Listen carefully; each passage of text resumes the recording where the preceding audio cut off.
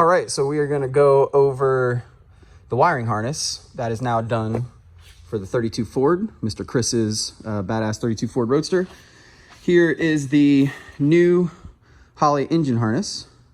So we'll give a quick overview here, just kind of run over it.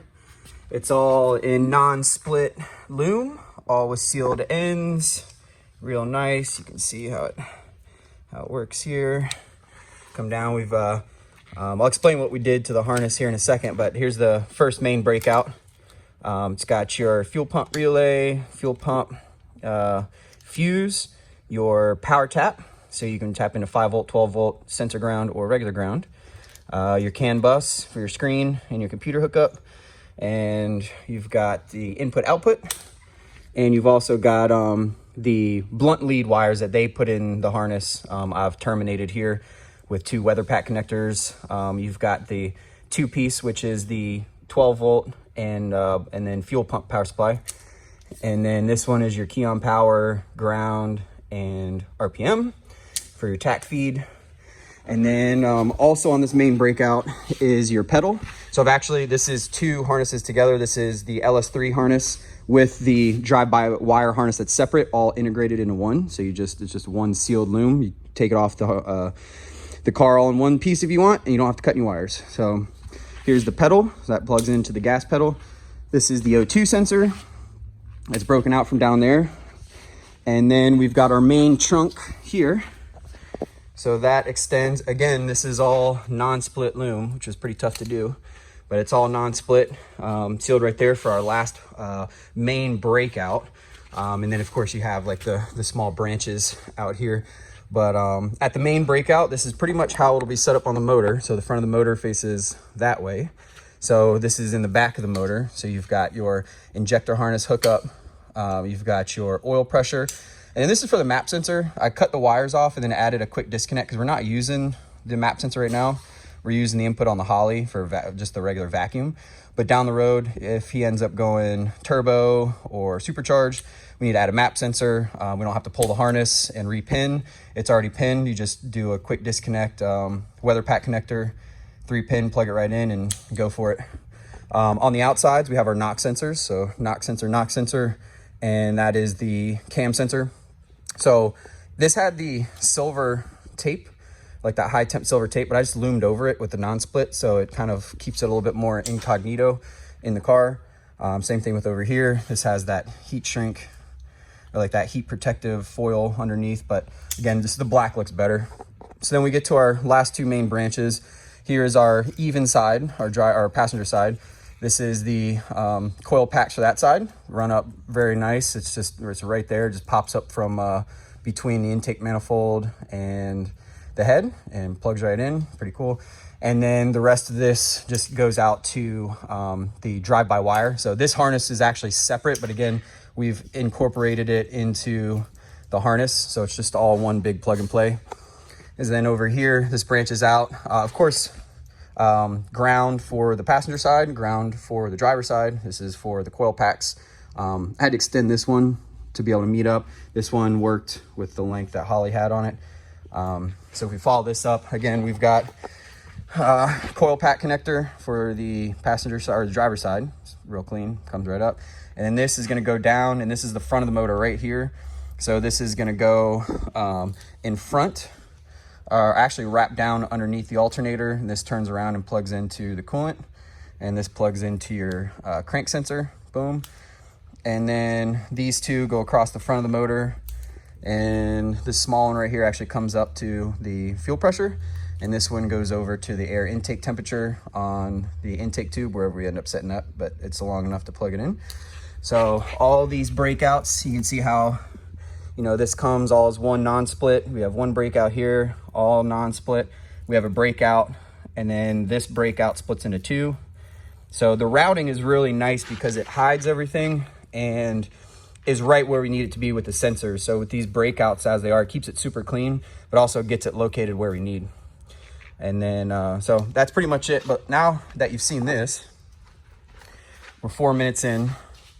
Now that you've seen that, obviously the Holley, this is for a Holley Terminator X kit. So that's the ECU. You've got your 2 main connectors here for your harness. And then you've got the drive-by-wire, and that's, you know, like I said, all integrated already, which is really nice. So that plugs into the computer. So Holley computer. So now let's move this aside a little bit, and let's bring in what the harness looked like before. So this is another LS3 harness. Sorry for the moving around. This is another LS3 harness here, just to show you the comparison, right? This is how you get it when you buy a Terminator X and you pull it out of the box. This is what you get. All right, so let's take a difference. So right off the rip, you can kind of see how much bigger thickness-wise this is. It's because they're using really big, oversized split loom. So the split loom is really thick and it's really big, so they can just shove all the wires they need in here. They've got enough room to overlap over each other or double back if they need to. If they've got too long of a run before they break out, they just double back. So that's one, it's all non-split, so it's not pretty. There's tape over all the main junctions. So you can see here's one breakout, it's all taped. Here's another breakout. The power tap and the input-output harness just taped in. Same thing, we come up here, everything's taped on the ends, right? Super taped. And this kind of stuff's hard to bend, it's thick, it's really kind of gangly, it takes up a lot of space. On a stock motor, it's not gonna matter, but on something as custom as this 32 Ford, there's just no room for anything. There's no room behind the motor to the firewall. So all this, we tried to fit the motor with this harness, and it absolutely wasn't gonna work. That's why we stripped all of the loom, all of the tape, all of the undercoating tape. So if we look in here, there's gonna be tape that holds all that together. All that was ripped off. And then we redid the breakout points. So basically strip all this clean, put it on the engine, see where the breakouts need to be, and kind of zip tie it in place with the, the other breakouts of the harness, kind of measure where you want, take it back off, and then start this process, right? So we can see, but let's go in a little further. So we've got our knock sensors and our cam sensor. Let's see, right here. Oh, crank sensor, I'm sorry, did that backwards. But you can see it's a little bit more ugly. Like with this Roadster, you'll be able to see right under, right there. You'll be able to see that. So with it black, you won't see it. So that's one. And of course, just the rest of the breakouts, like I said, they didn't put it in the right place. You got these really big, this really big loom for just a couple of small 22 gauge wires inside. Like you really don't need all of this. Like I could probably put 15 wires in this and they've only got 3. And it's the same size. They only use 2 sizes. They use, I think, 3/8 or a half. And then they use this big stuff for the trunk. So they don't have, like, they could have gone really small, like 1/8 inch. But again, like here's one that's 2 wires or 3 wires, and it's just super thick. So you have this big gangly, like, waterfall of stuff that's that has to be hidden somehow, and that's not going to be hidden. Plus, a lot of these wouldn't reach with the way they are because I had to break them out a little sooner. But also there's 2 things in here we're not going to use, right? We're going to use fuel. We're not going to use the IAC, and we're not going to use TPS because we're using a drive-by-wire. So I'm sure most people will just let this dangle or cut it. And if they're halfway decent, they'd at least, heat shrink the end of it and then tuck it in the loom.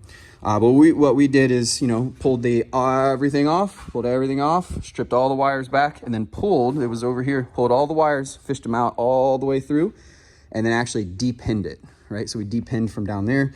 So now these are physically gone out of the harness, as well as a couple other things. Can't remember exactly all what I pulled out, but here's all the wiring right here that was pulled out.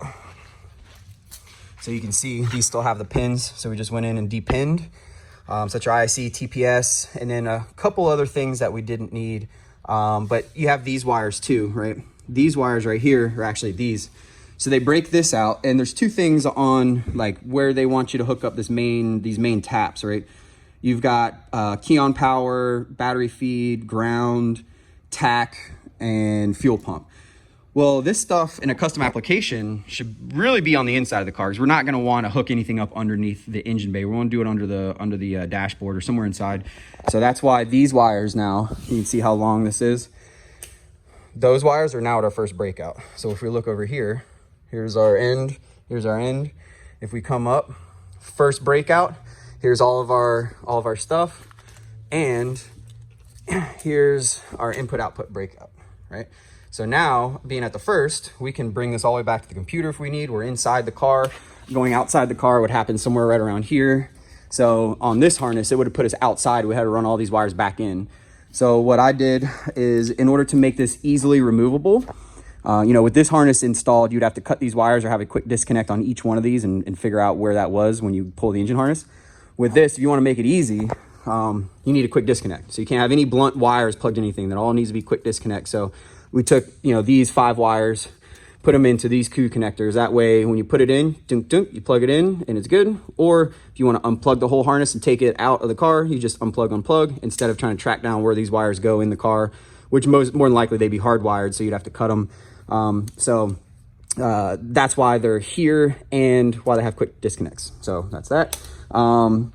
But for the rest of the length, right, so I've got the rest of the wire, I'll put another quick disconnect on this side to hook up to it, and we'll have all of our wires. So that's why there's the extra stuff here, and of course the wires we pulled. But overall, you can kind of see, you know, this is obviously meant for the masses.